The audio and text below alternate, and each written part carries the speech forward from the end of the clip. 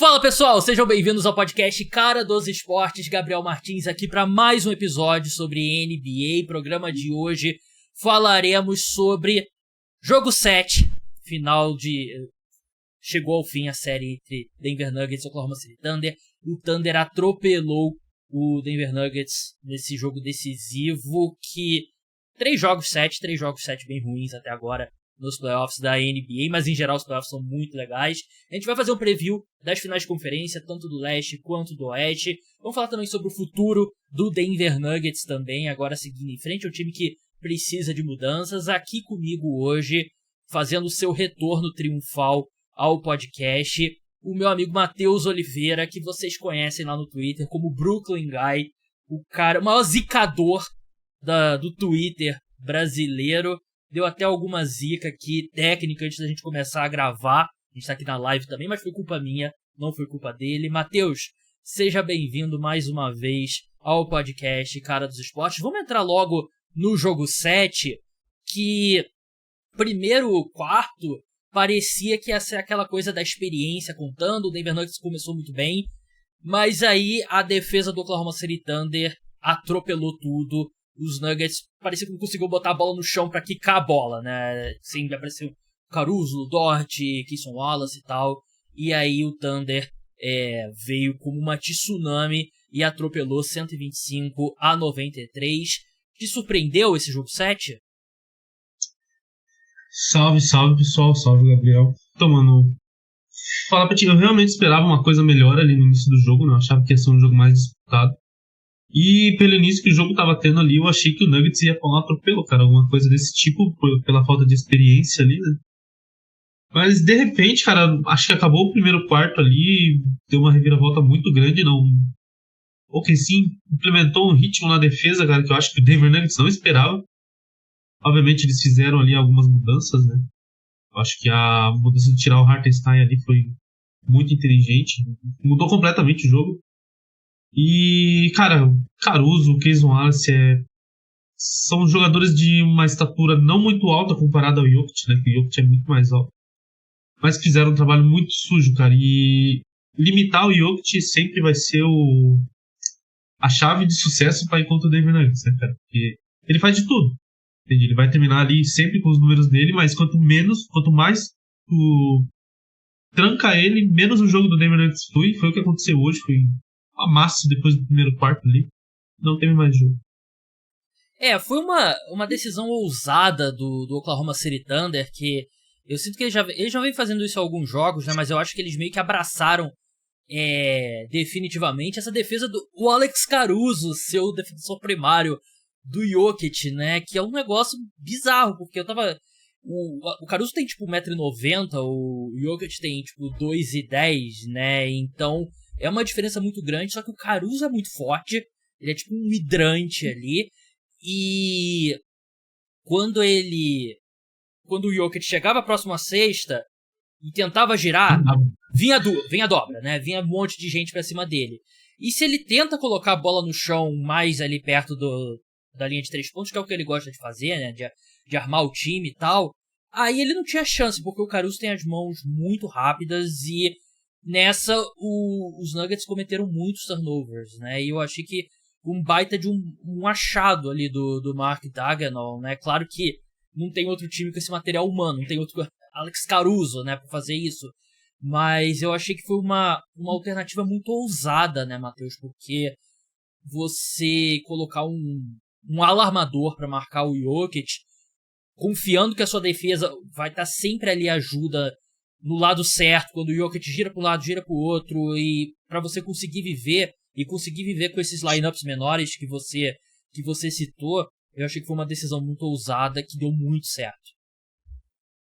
Realmente é muito ousado tu meter um small ball ali contra o Nikola Jokic, né, cara? Um time com o Nikola Jokic, com o Aaron Gordon, com caras que sempre estão atacando o ar. Mas, deu muito certo, muito certo, muito certo. Essa minutagem do Caruso já estava sendo escrita a série inteira, né, cara? Já, desde o primeiro jogo que eles perderam, já estava na cara que o Caruso ia ter que jogar mais, que ele ia ter que ter uma importância maior no time. Até porque o Dort vinha fazendo uma série bem fraca, né? Já estava muito fraco, porque o Dort não estava marcando bem e não estava matando bola. Então, hoje ele fez um pouquinho de cada ali, né? No jogo passado também ele jogou bem, melhorou bastante. Só que era aquilo, tava acontecendo uma troca Ludort por Caruso. Hoje não, hoje foi diferente. Hoje o Ludort ficou e o Caruso entrou no lugar do Hartenstein. Então, foi uma escolha bem inteligente ali, né? Do técnico do Oklahoma, que eu não sei falar o nome, é muito complicado. Mas, cara, deu muito certo para o Oklahoma. O Caruso defendeu muito bem. O Jokic não virava. No terceiro quarto, acho que foi. Eu nunca vi ninguém marcar o Jokic daquele jeito. Porque o Jokic arremessou uma vez. Foi no fim do quarto, uma bola de 3 ali, espírito e tal. Mas ele recebia a bola de costa pra cesta toda santa vez. De costa pra cesta, de costa pra cesta. E o Caruso atrás dele ali, né? Então, tipo, foi bem complicado pro Jokic. Acho que ele nunca se sentiu tanto incomodado como hoje. E o Caruso, ele tirou uma página também do playbook do Chris Paul, né? Porque jogadores um pouco mais baixos, normalmente a arbitragem deixa rolar um pouco mais solto, né? Deixa bater.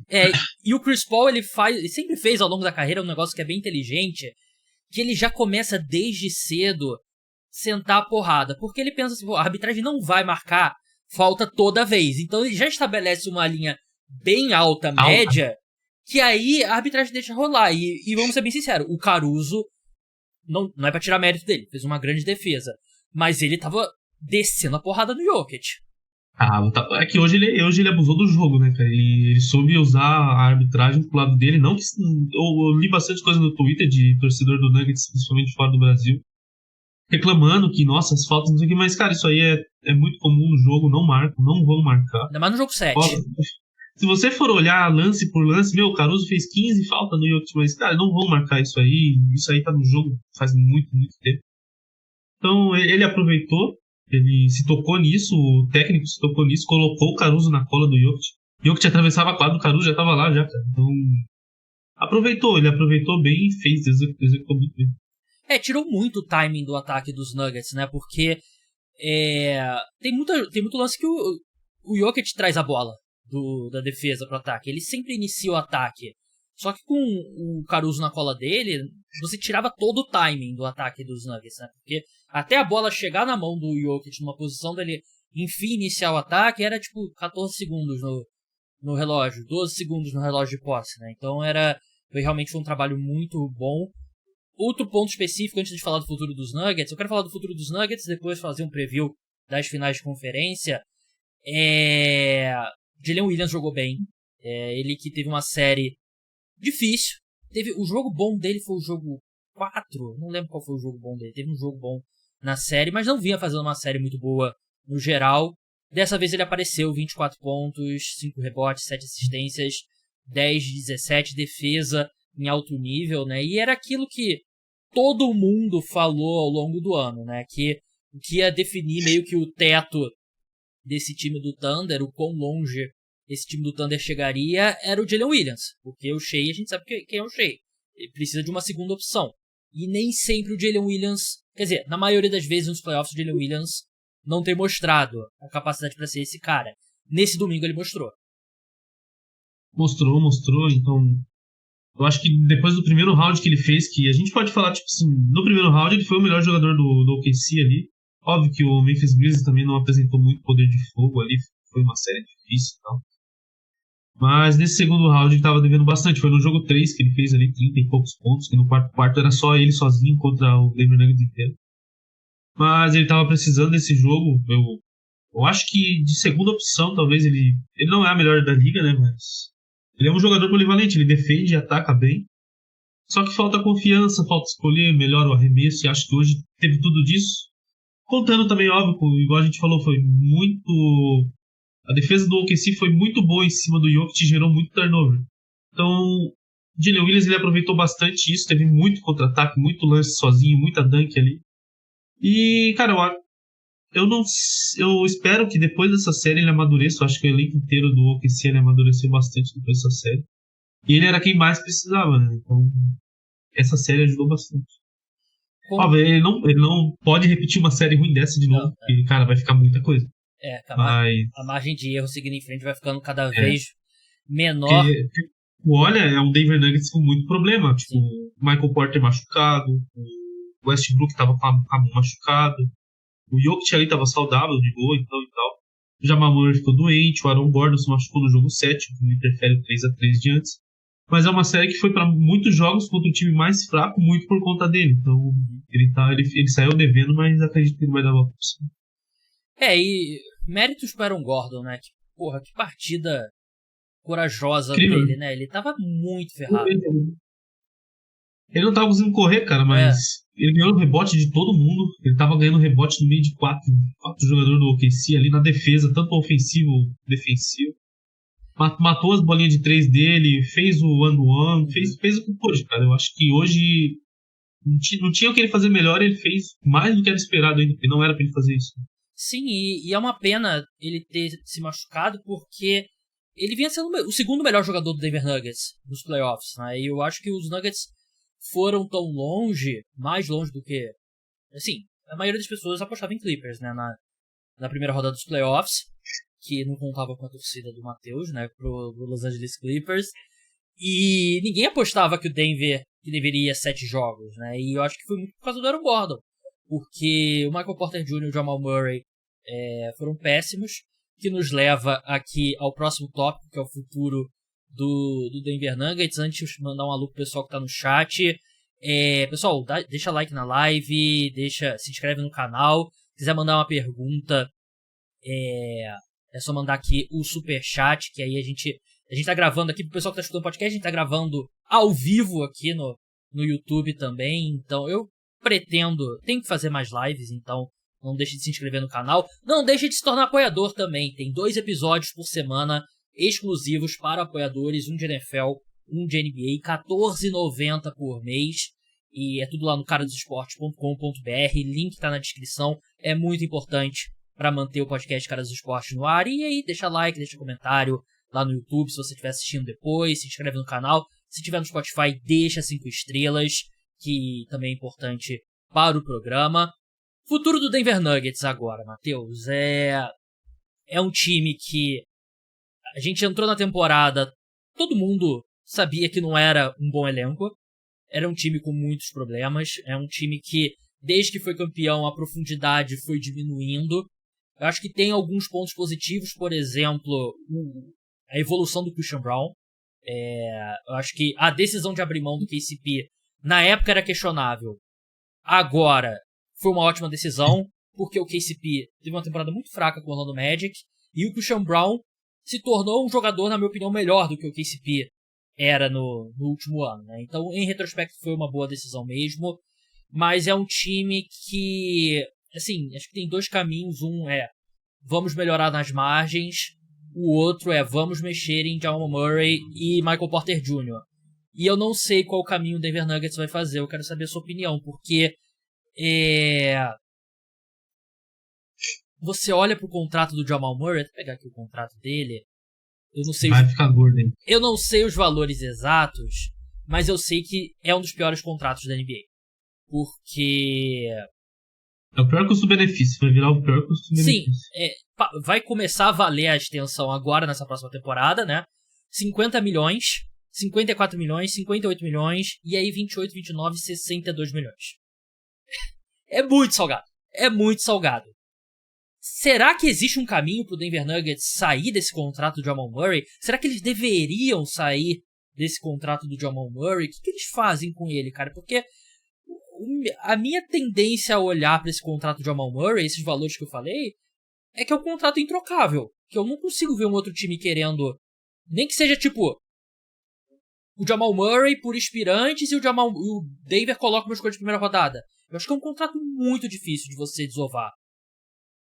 Não. Esse contrato do Jamal Murray, esquece. O Jamal Murray vai ficar em Denver por um bom tempo ainda. Eu acho que o do Michael Porter já é uma outra história. É um jogador que tem muitos defeitos, mas, cara, ele não vai ganhar 200 milhões nos próximos 4 anos, né? Então, é muita coisa. O Denver tá pagando pela gratidão demais, né? Tipo, você tem que ali, obviamente, reconhecer os seus ídolos, mas, o Denver quis reconhecer 4 numa pancada só, cara. Eu acho que isso aí é um pouco de... foi muito amor que vai acabar custando caro, né? Denver tá pagando o Jamal Murray pelo jogador que ele foi nos playoffs daquela temporada, só que ele nunca é. ele vai ser pago até 2029 por um jogador que ele foi em 2023, entende? Ele vai ficar 6 anos ganhando por algo que ele fez uma vez. Mas aí, óbvio, a gente vai entrar naquela discussão de mercado pequeno, não tem muita escolha, o time sempre tem que pagar, é o que aconteceu com o Bradley Beal em Washington e tal. Mas Denver tá pagando pelo amor de mais. Não tem. Eu não sei. Pode falar. Não, eu só ia falar, eu acho que não tem como sair desse contrato de Jamal Murray. Eu tava pensando assim, eu cheguei até a mandar pra alguns amigos meus assim, pô, de repente Jamal Murray, uma escolha de primeira rodada pelo Kevin Durant. Pro Suns. Por que o Phoenix Suns vai trocar isso aí, cara? Tem. Vai mandar o Kevin Durant pra Denver, ano que vem o Denver Nuggets ganha 55 jogos. O que o Phoenix Suns vai fazer com essa pique e com o Jamal Murray? Nada. Então, não tem caminho. E eu acho que o único caminho pra Denver é torcer que o Jamal Murray volte a jogar bem, né? E a gente já tá nessa, vai entrar na terceira temporada pensando isso. Quem sabe ele volta a jogar bem, né? E como você falou, o Michael Porter Jr. eu acho que ele é mais fácil de mover, que o contrato não é tão ruim, é mais curto, e ele é um protótipo de um jogador que todo time precisa, né? Que ele é um ala alto que tem um arremesso teórico, pelo menos de 3, né? E quando ele tá bem, ele é um bom reboteiro, mas é também outro cara que, assim, Denver vai... Sai em baixa, né? Denver vai vender ele em baixa? Eu acho que não é ideal. Ele tava jogando machucado. E eu acho que ele mostrou, assim, um nível de esforço que era um problema do Michael Porter Jr., que ele nem se parecia o cara mais engajado. E eu acho que ele deu um sinal positivo jogar no sacrifício. Jogou no sacrifício quase inteiro, né? Com um negócio desse tamanho no ombro, né? Então eu acho que o caminho pro Denver Nuggets são ali nas margens. É ter um sexto, sétimo, oitavo homem melhor nesse time. Pivô reserva. Foda que esse ano todo mundo tá querendo pivô, né? Mas eu acho que um time que tem DeAndre Jordan de reserva precisa mais do que todo o resto, cara. Porque não pode. Eu achei até que o Saric ia jogar mais do que ele jogou. Foi? Eu achei até que o Saric ia acabar jogando mais nesse time ali, na posição 5, do que ele jogou. Acabou não jogando, mas eu acho que um pivô reserva e um guarde que defenda em alto nível, na minha opinião. Eu acho que são duas prioridades. E assim, a gente precisa falar sobre o Westbrook, Matheus. Contar com o Westbrook nessa altura é difícil, né? Ele te dá... Eu acho que até o saldo dele nessa temporada com o Denver é bem positivo. Mas a gente vê que nos momentos importantes a bola vai encontrar a mão dele. E na maioria das vezes ele vai tomar a decisão errada. Eu acho que não é um cara que Denver pode contar pra jogar tanto quanto ele jogou. Ele teve um jogo de 30 minutos no quadro. A situação do Westbrook é meio complicada porque ele vale o valor que ele ganha hoje. Ele é um bom volley player ali, vai entrar, vai sair toda hora do jogo. Mas o Denver Nuggets acabou sendo dependente demais, cara. Demais. E não pode ser dependente do Russell Westbrook em 2025, cara. Isso é muito, muito ruim. Acho que isso foi muito mostrado nessa série contra o OKC. Ele foi utilizado mais do que ele devia. E, cara, ele foi péssimo, cara. Péssimo. Ele não consegue entregar mais. O Westbrook tá numa fase da carreira muito distante do que ele já foi um dia. Ele é um bom defensor, ele defendeu bem nessa série, ele não foi mal. Só que o problema do Westbrook é o mesmo de sempre. Cara. Ele não foi encontrado livre, deixaram ele livre. Só que ele ainda arremessa a bola tendo 14 segundos no relógio, 15 segundos no relógio. Porque eu não sei se falta um pouco de diminuir o ego ali, de pensar um pouquinho mais, porque o Westbrook ele é muito coletivo, cara. Ele não é uma pessoa que quer fazer tudo sozinha, né? Mas falta inteligência, cara. Em alguns lances, principalmente nesses playoffs, faltou muita inteligência. É horrível, cara. E toda hora ele tá no corner, ele é o cara errado e tá lá sempre, e a bola sempre vai pra ele. E o Jokic também, toda hora passa pra ele no corner, porque é onde tem pra passar, né? Só que foi horrível. Nesse estágio da carreira, eu acho que o Westbrook não entrega mais um time que pretende ganhar alguma coisa. Não é por mal, né? Já passou essa fase do Westbrook. Ele tem que aceitar um papel muito menor ainda do que ele tem hoje. E se eu sou o Denver Nuggets, eu volto com ele pro ano que vem. Eu não vejo problema nele. Ele não é o problema, entende? Só que ele tem que ter um papel menor ainda do que ele teve nessa temporada, que já foi pequeno, mas menor ainda. Eu acho que ele é um cara bom pra você ter no elenco na temporada regular. Porque ele vai entrar ali em janeiro, num jogo contra o Portland Trail Blazers, ele vai trazer uma Vai defender, vai trazer aí pega intensidade. rebote. E até acho que ele se mostrou um jogador mais inteligente esse ano. Eu acho que ele se adaptou bem ao Jokic. Só que ele é um cara, e quando chega nos playoffs, você não pode contar da forma como o Denver estava contando, né? Então eu acho que a equipe precisa de mais um guard também, né? E é isso, melhorar nas margens.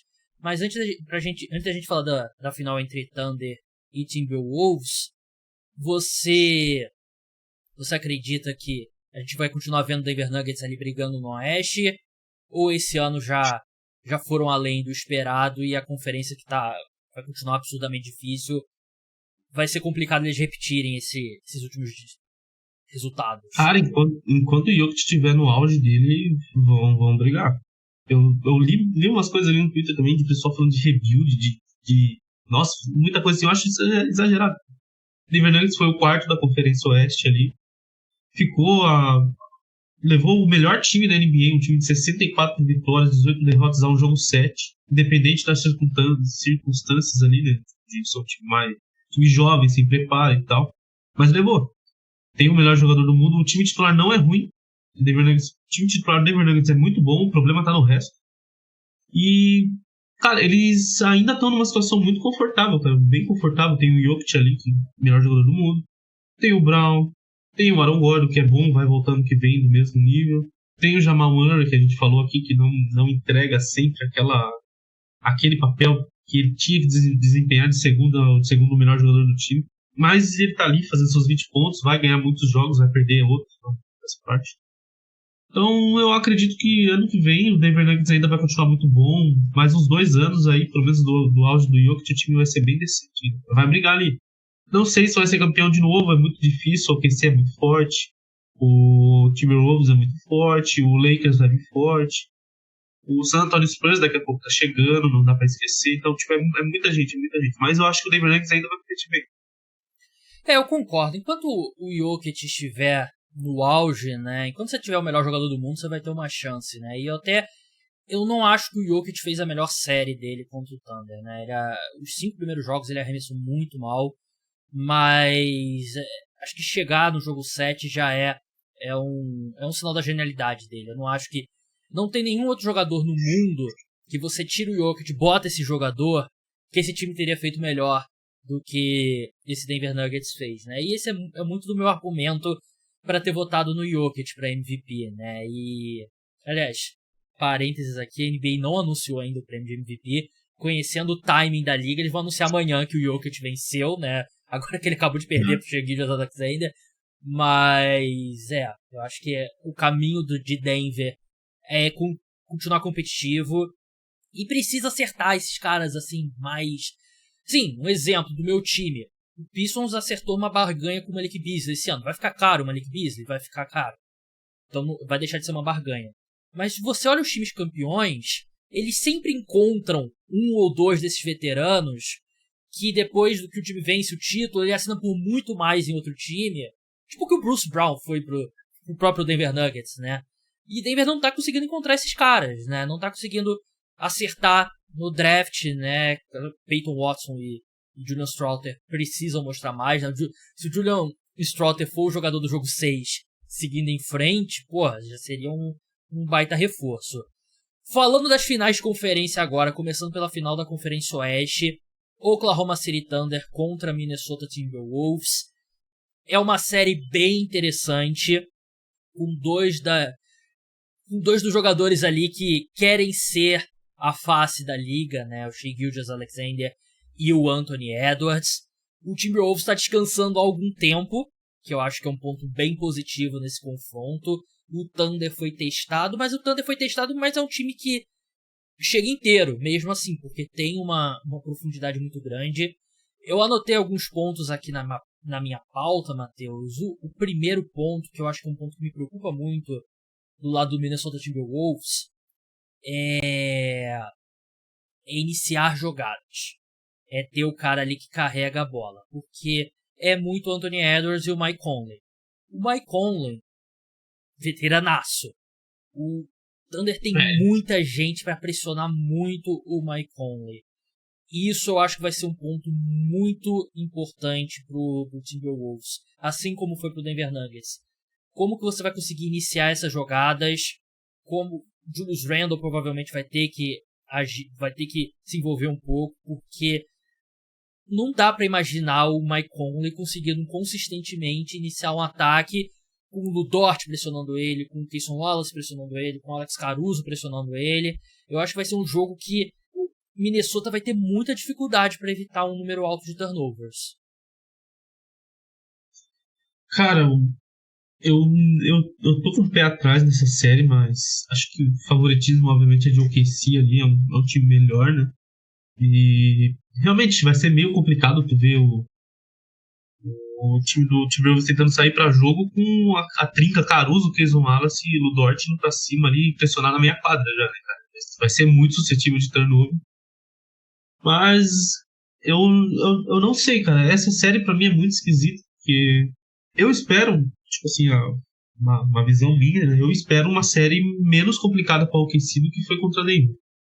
O que seria muito louco, porque Minnesota é talvez o pior matchup pro Denver Nuggets. E o OKC sofreu com o Denver Nuggets, cara. Só que eu não acho que vai sofrer com o Timberwolves. Eu acho que, pelo que eu imagino dessa série, é pra ser uma série muito tranquila pra Oklahoma. É uma visão que eu tenho dessa série agora, né? Aí começa o jogo 1, já vem aquela pancada aí, já tá tudo errado. Mas essa é a visão, cara. Eu realmente não sei o que o Timberwolves vai fazer pra conseguir ganhar mais do que 2 jogos desse OKC, cara. É muito difícil ver o Minnesota ganhando essa série. Então, eu realmente não... Eu posso te fazer o caso de Minnesota? Pode. Eu acho que eles levam uma vantagem física no frontcourt bem significativa. Sim. E assim, o que eu vou falar é meio famoso as últimas palavras, né? Mas o Julius Randle vem fazendo playoffs brilhantes. É o melhor jogador dos playoffs ali ao lado do Brunson. Provavelmente. E assim, o LeBron não teve força física pra parar o Julius Randle. O Draymond Green não teve força física pra parar o Julius Randle. Vai ser o Chet Holmgren que vai ter essa força física pra marcar o Julius Randle. Eu acho que é um matchup ruim demais pro Thunder, porque o Hartenstein, que é um cara que fisicamente eu acho que conseguiria segurar, ele não tem a mobilidade pra marcar o Julius Randle. Então, vai cair muito no Chet Holmgren. Eu acho que o Jalen Williams também não é esse cara. E o Julius Randle tem condições de fazer um estrago bem grande na área restrita, no garrafão e tal. O problema, não dá pra confiar nele sendo consistente ao longo de uma série, por mais que ele tenha feito 2 séries muito boas. E eu acho que também tem um mundo que o Thunder vence, sei lá, em 5 com o Julius Randle tendo 35 pontos por jogo. Eu acho possível também, né? E a gente acabou de ver também, de repente você bota também o Caruso no Julius Randle e dobra nele.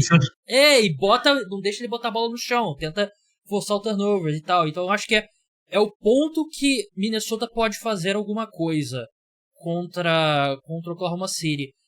Mas eu tô muito mais seguindo a sua linha. Eu acho que a vantagem de Oklahoma City é grande, né? Por conta de todos esses pontos que a gente falou, né? E você vê também, você vai ter o Jaden McDaniels marcando o Shea, você vai desgastar o Anthony Edwards, ele tendo que marcar o Shea. Eu acho que não tem muitos bons encaixes pra Minnesota parar o Shea. Se a gente for pelo outro lado, também não tem muito encaixe pra quem vai marcar o Anthony Edwards, né? Mas eles têm opções, pelo menos, né? Você tem opções pra diminuir o estrago ali e tal, mas eu não sei, cara. Eu realmente não vejo nada de positivo pra Minnesota nessa série, a não ser que venha um miraculo ali do Anthony Edwards meter uma série incrível, que ele pode fazer, obviamente. Cara, nos playoffs ele cresce. E eu realmente estou curioso para ver o Julius Randle, porque eu acho que quando acontece uma vez, a gente pode levar assim que é um acaso, mas já são 2 séries, né? Só que a gente vai olhar para as séries, contra o Lakers, que não tem uma grande defesa, contra o Warriors, que estava baqueado, tem uma defesa forte ali e tal, assim, no limite do possível, mas não fez nem de frente pro Julius Randle. Mas eu acho que o Oklahoma é diferente, cara. É uma defesa histórica, não tem a comparação dos dois times que o Minnesota passou ali. É uma defesa realmente histórica, realmente histórica. Pô, travou o jogo do Jokic, cara, que é uma coisa que é praticamente impossível na NBA hoje em dia. E eu realmente quero ver muito o que o Julius Randle vai fazer nessa série, como ele vai controlar a bola, porque eu ainda tenho muita visão do Julius Randle de Nova York, que é um cara que pega uma sequência ruim, ele não para, cara, ele não para de errar, não para de errar, não para de errar, não para de errar. O maior E esse Oklahoma parabola da City NBA também, né, no auge. e esse Oklahoma City Thunder, ele é muito assim, cara, ele começa a fazer tu errar e não para, então você vai errar toda hora quando eles começam a empolgar ali na defesa.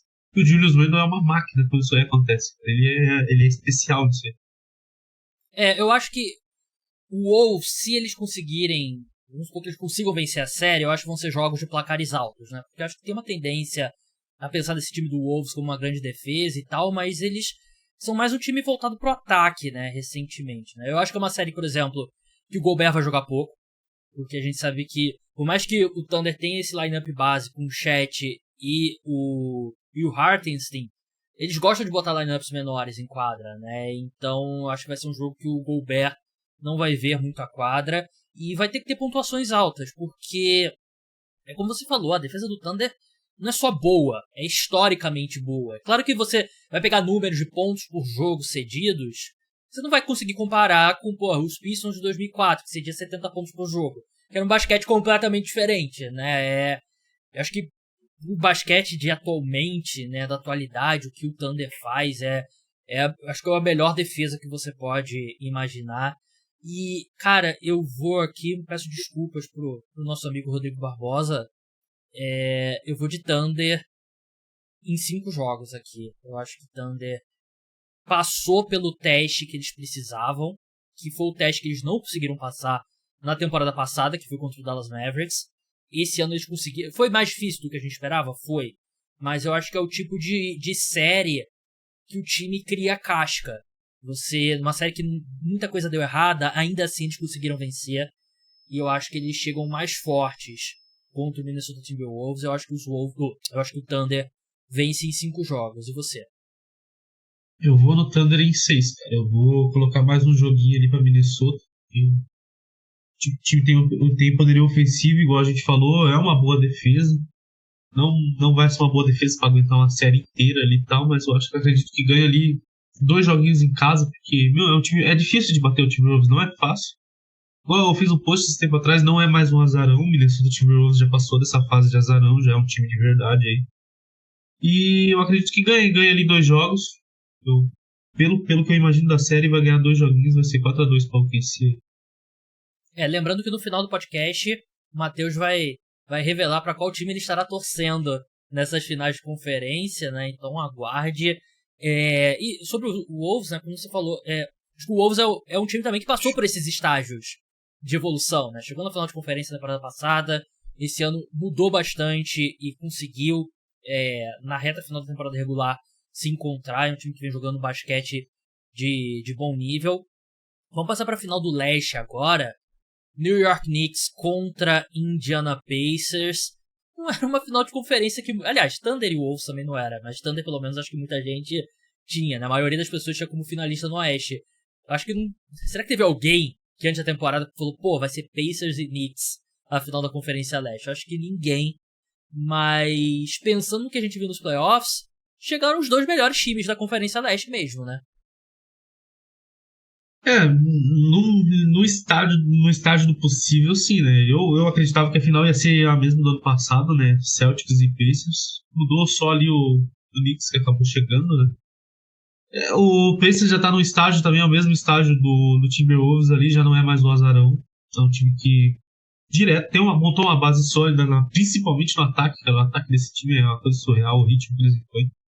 A defesa pode não ser a melhor da liga, mas o ataque com certeza é um dos melhores. E sobre o Knicks ali, eu acho que é um time muito mais cascudo assim no sentido de defesa, de um jogo truncado, de um jogo mais pegado. Então é uma série muito adversa, cara. São 2 times muito, muito, muito diferentes, de proposta de jogo muito diferente. Eu quero ver como o New York Knicks vai aguentar esse ritmo que o Indiana Pacers coloca, que é um ritmo muito intenso. Não é um time que tem o pace do Indiana Pacers. Até meio, né? Mas eu realmente estou curioso, cara. Essa série, eu acredito que ela vai ser melhor do que o Oklahoma e Minnesota. Porque o pessoal tem bastante preconceito, assim, pode ser, com o leste, né, cara? Porque as grandes estrelas estão no oeste, as mais midiáticas e tal. Mas, cara, vai ser uma série bem legal, muito diferente. O jogo vai ser muito dinâmico ali, porque é muita coisa diferente. São dois times muito, muito, muito diferentes. Verdade, eu acho que o Knicks é um time que chega meio cansado, né? Por conta de todo o desgaste da temporada regular, dos playoffs. Todo ano o Knicks chega cansado. Sim, e fez 2 séries que não foram simples, né? 2 séries que foram a 6 jogos. Jogaram 2 jogos a mais do que o Indiana Pacers, né? E um jogo de playoff tem uma intensidade, não é tipo um jogo de temporada regular, né? É um jogo muito mais intenso. E acho que você tocou no ponto certo.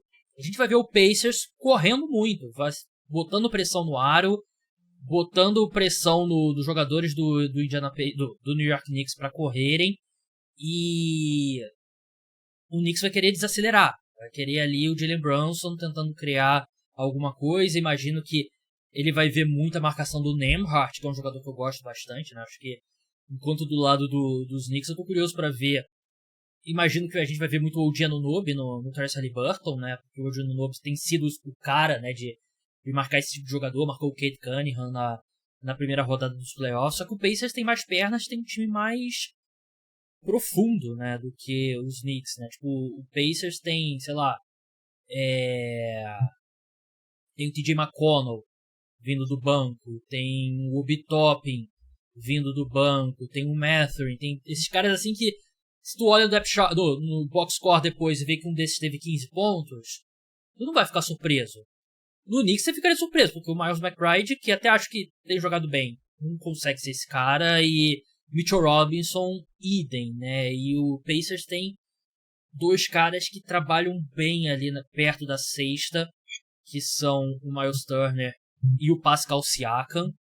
E a gente sabe que se tem um problema grande nesse time dos Knicks, é que o Towns, que eu até acho que ele evoluiu como defensor, mas ele ama pegar aquela terceira falta no início do segundo quarto e se envolver em problemas. Eu imagino que o Pacers vai querer isolar muito, ora o Miles Turner, ora o Pascal Siakam, contra o Towns, porque o Towns simplesmente não consegue evitar. E vai querer obrigar a botar o Knicks botar o Mitchell Robinson em quadra, né? Que eu acho que perde um pouco do dinamismo desse time. Então eu acho que o Pacers tem mais opções do que os Knicks. Que a opção do Knicks, o caminho para eles vencerem é o Jalen Brunson ser melhor do que o Tyrese Haliburton, o Mikal Bridges ser melhor do que o Aaron Nesmith, o OG Anunoby ser melhor do que o Siakam, e o Miles Turner ser melhor, e o Karl Anthony Towns ser melhor que o Miles Turner. O Pacers, eu acho que ele tem mais ajustes, mais opções táticas do que os Knicks. Tem. A profundidade do Knicks é muito, muito ruim, cara. Eu acho que não só esse ano, ano passado já era e eles não resolveram. Mas aí já é outra história, né? O Indiana Pacers é um time muito mais pronto, cara. Eu acredito ali que vai sofrer bastante, que o Anthony Towns é uma máquina de cagada em playoff, cara. Acho que a gente já viu isso aí bastante, entende? É um cara que sempre, ele cai o nível dele dos dois lados da quadra, isso é algo que segue a carreira dele. Mas eu acredito que o Indiana Pacers tem mais experiência, tem ali o Siakam, que já foi um campeão. E quando tu pega um cara desse e coloca em cima do Carl Anthony Towns, cara, que é um jogador incrível, é um jogador muito bom, mas que, cara, é muito bobo em muita parte dos jogos, assim. É burro. Então, Pode falar. É burro. Ele entende? Tipo, ele é muito bom. Jogador, como jogador. Não sei o QI dele como pessoa. Tô falando como jogador. O Carl Anthony Towns pode pegar 15 rebotes, pode meter 8 bolas de 3, ele pode fazer um jogo fantástico. E quando ele faz isso, obviamente, a chance dele ganhar é alta. Óbvio, vamos relembrar quando ele fez 60 pontos ano passado e perdeu, mas é outra história. Mas, cara, ele peca muito na experiência, cara. Eu acho que ele é um jogador que já tá há muito tempo na liga e ainda é muito imaturo em algumas coisas. O Pacers tem muito a aproveitar disso. Eu acho que é um time mais pronto. É um time que já está sendo construído há mais tempo e tal, desde a troca do Haliburton lá atrás, desde a troca do Siakam. Sempre não é aquele nome, eles não trocam pelo nome, eles sempre pegam o jogador certo. Eu acho que o Indiana Pacers está pronto esse ano para beliscar a NBA Finals. Eu vou de Indiana Pacers também. Eu acho que o meu palpite, se eu não me engano, no vídeo que eu fiz foi Pacers em 6. Então vou manter aqui Pacers em 6 e eu acho que é uma série bem mais equilibrada que a final do Oeste. Principalmente porque o melhor jogador da série tá no lado dos Knicks, né? Eu acho que o Tyrese Haliburton mostrou que ele não é superestimado, né? Como os próprios jogadores da NBA votaram ele, mas o Jalen Brunson, na minha opinião, é mais jogador. E naquele jogo ali, fechado, apertado ali no final, eu confio no Jalen Brunson mais do que a maioria dos jogadores da NBA pra conseguir uma sexta, né? Mas eu acho que o Pacers tem mais opções. Eu acho que o Pacers tem uma vantagem significativa em treinador. Eu acho que o Rick Carlisle é muito mais treinador do que o Tom Thibodeau. Então eu vou de Pacers em 6 aqui. E você, Matheus? Eu vou em 7, cara. Eu acho que Indiana consegue passar dessa série aí. Não vai ser fácil, vai ser muito complicado. Eu acho que eles são melhores, mas igual tu falou, tem questão de lembrança. Não é um jogador que eu sou muito fã, mas, cara, nesses playoffs ele tá sendo ali o melhor jogador, ali junto do Julius Randle, tá fazendo uma campanha bem histórica. E eu não acho que esse Knicks vai pra não competir, cara, vai pra ficar até o final ali mesmo. Vai até jogo 7 e espero que esse jogo 7 seja mais animado, né, cara? Porque o jogo 7 nesse playoff tá muito fraco. Verdade. Matheus, pra gente encerrar aqui o episódio com o preview das finais de conferência, eu gostaria que você nos desse a honra de revelar aqui em primeira mão para quem que você vai torcer nessas semifinais da NBA, né? Finais de conferência.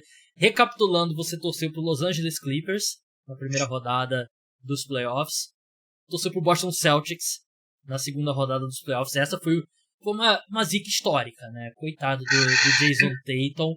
Mas, Matheus, você tá pronto pra revelar pra qual time você vai torcer a partir de agora? Cara, não.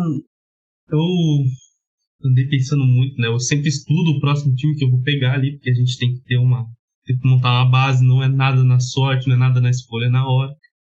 Eu não posso ir com o New York Knicks por motivos óbvios ali, né? Eu vou ir com o Oklahoma City Thunder, cara. Que igual eu falei contra a série pelo Boston Celtics, eu quero ser campeão, cara. Eu quero torcer de novo para um time que vai ganhar ali. Não foi o caso do Boston Celtics, que eu achei que era muito óbvio. Eu vou no OKC, não é uma tentativa de zicar, cara. Eu acho que as pessoas queriam sair da cabeça dela. Eu vou com o OKC, cara. O OKC vai passar, vai ganhar a NBA. Vou comemorar muito o MVP do Shea ali e tal. Um jogador que eu adoro. E vamos lá junto, né, cara? A gente vai junto lá. E ano que vem, Kevin Durant tá voltando pra Oklahoma, cara. Então, já é um pretexto pra mim começar a torcer pro OKC aí. Então tá aí em primeira mão, Brooklyn Guy vai torcer para o Oklahoma City Thunder. Já prepara aí a montagem do Shea com a touquinha azul lá. Já tô preparado. Matheus, muito obrigado por ter participado aqui do podcast e da live. Sigam ele lá no @BrooklynGuyNBA, que você provavelmente já segue. Eu gosto quando a pessoa não se leva a sério e faz brincadeiras e tal. E eu acho engraçado quando as pessoas levam a sério as coisas que você fala. Ou, por exemplo, eu também acho. Volta e meia... É a parte mais legal. O Gustavo do NBA da Depre também é outro que posta as coisas, as pessoas levam a sério. E, tipo, nem todo mundo posta conteúdo sério, né? Sobre o esporte, né? Tem pessoas que fazem conteúdo sério, tem pessoas que fazem conteúdo brincando. E o seu é um desses e eu acho bem divertido. Então, continua lá, Matheus. E se você tá ouvindo aí, não leva a sério os tweets do Brooklyn Guy. Pode levar. É a parte mais engraçada. Né? É a melhor parte é quando a pessoa leva a sério. Mas é um dos melhores follows lá no Twitter, então siga ele lá. Pessoal, muito obrigado a todo mundo que escutou, assistiu o podcast Cara dos Esportes. Muito obrigado a todo mundo que tá na live aqui, por exemplo, o Gá Santos, o Ramon Silva 2K04, o cara do X1, o João Paulo Soares, o Amilak Farias, Davi Linhares. Muito obrigado a todos, e o podcast Cara dos Esportes volta amanhã com mais um episódio sobre NFL. Faremos top 5 running backs, seguindo nossa série de top 5 posição por posição. E vamos fazer... Você vai gostar do episódio de amanhã, Matheus. Você também, ouvinte, mas você, Matheus. Faremos um deep dive na grande polêmica do momento, que é o Bill Belichick e seu relacionamento com Jordan Hudson, né? Que tem várias polêmicas. Ela que é 50 anos mais nova que o Bill Belichick. Tem acompanhado essa história? Eu vi um relance ali, ela junto com ele não sei se era num evento, alguma coisa assim. Eu vi. Assim, é engraçado porque o Bill Belichick é a última pessoa que você espera que a vida pessoal vai se tornar algo que afeta a vida profissional dele, né? Porque North Carolina já teve que se manifestar e tal, não sei o quê. Só que ao mesmo tempo, um homem de 70 e poucos anos tendo um relacionamento polêmico com uma garota jovem de 24 anos, se eu não me engano, é a história mais comum da face da Terra, né? Então... Acontece. É o que mais acontece, né? Então, a gente vai fazer um deep dive sobre essa história e vamos eleger os 5 melhores running backs na NFL atualmente. Já fizemos os top 5 cornerbacks e top 5 wide receivers, então vai lá e escuta. Um grande abraço a todos. Tem episódio também sobre NBA ao longo da semana. Um grande abraço a todos. Tchau.